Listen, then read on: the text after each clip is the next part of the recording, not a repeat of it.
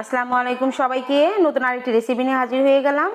আজ তোমাদের করে দেখাবো বাঁধাকপি দিয়ে দারুণ স্বাদের একটা ভর্তার রেসিপি, বাটা ভর্তা। চলো রেসিপিটি কিভাবে করব দেখে নিই। প্রথমে একটা বাঁধাকপি, আস্ত বাঁধাকপি পাটগুলো খুলে সুন্দর করে ধুয়ে নিয়েছি। পানিতে বাঁধাকপিটা দিয়ে দিচ্ছি কুচো চিংড়ি, রসুন আর কাঁচামরিচ। এগুলো একটু সামান্য লবণ দেব আমি এখানে।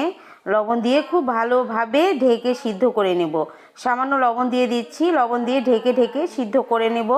যখন বাঁধাকপিটা চিংড়ি মাছ সিদ্ধ হয়ে যাবে তখন আমি পানি থেকে উঠিয়ে নেব। এই তো প্রায় সিদ্ধ হয়ে গেছে। এখন আমি এই যে দেখো উঠিয়ে নিচ্ছি, পাত্র থেকে উঠিয়ে নিচ্ছি, পানি ঝরিয়ে নিচ্ছি। অল্প অল্প পানি থাকবে অবশ্য, খুব একটা পানি ঝরবেও না। আমি একটু ঠান্ডা হলে ব্লেন্ডারে ব্লেন্ড করে নিব। এতটাই টেস্টি হয়, মুখ থেকে তোমার এর স্বাদ কখনোই মানে ভুলতে পারবে না, মুখ থেকে স্বাদ সরবেই না, এতটাই টেস্টি হয় এই ভর্তা। এই তো দেখো এই যে একটু ঠান্ডা হওয়ার পর দিয়ে দিলাম সবগুলো, যেগুলো সিদ্ধ করেছি দিয়ে দিয়েছি 1 টেবিল চামচ কাঁচামরিচ আর চতুর্থ কাপ নারিকেল কোড়া দিয়ে দিচ্ছি। সামান্য গ্রিন কালারের ফ্রুট কালার এখানে ডাস্টটা দিয়ে এখন আমি এই যে ব্লেন্ড করে নিয়েছি। কিন্তু দেখো এই যে একদম সবুজ কালার হয়েছে, একদম সবুজ কালার হয়েছে। এখন এই যে পাত্রে আমি তেল দিয়ে দিয়েছি, সরিষার তেল। ভর্তাতে কিন্তু সরিষার তেলই ভালো লাগে। এখন আমি এই যে চিংড়ি 5-6টা চিংড়ি মাছ, এটা অপশনাল, দিতেও পারো না দিতে পারো, যেহেতু আমি চিংড়ি মাছ দিয়েছি বাঁধাকপির সাথে সিদ্ধ করে নিয়েছি। এই চিংড়ি মাছগুলো কিন্তু আমি হলুদ, একটু শুকনো মরিচের গুঁড়া, লবণ দিয়ে মাখিয়ে রেখেছিলাম, সেটাই হালকাভাবে ভেজে নিচ্ছি। মানে চিংড়ি মাছ তো তেলের মধ্যে দেওয়ার সাথে সাথেই সিদ্ধ হয়ে যায়, খুব একটা ভালো সময় লাগবে না সিদ্ধ হতে। এই যে দেখো উঠিয়ে নিচ্ছি, সবগুলোই উঠিয়ে নিলাম।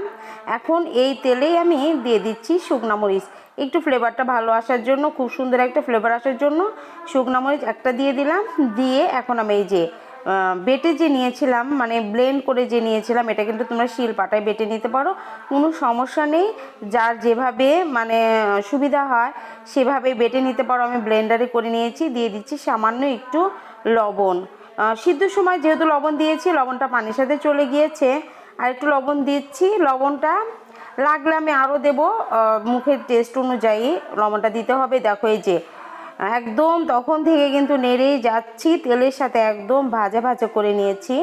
একদম পানি শুকিয়ে কিন্তু একদম ভাজা ভাজা হয়ে গেছে। এই তো দেখো কত সুন্দরভাবে ভর্তাটা রেডি হয়ে গেছে। এই ভর্তা এতটাই টেস্টি হয়, এতটাই টেস্টি হয়, না খেলে কিন্তু বুঝবে না। অবশ্যই তোমরা বাঁধাকপি থাকতে থাকতে একবার হলে তোমরা এই রেসিপিটা করে খাবে, আর ফ্যামিলির সবাইকে খাওয়াবে, দেখবে সবাই খুব প্রশংসা করবে। দেখো কতটা সুন্দর হয়েছে ভর্তা। আশা করছি তোমাদের কাছে অনেক ভালো লাগবে।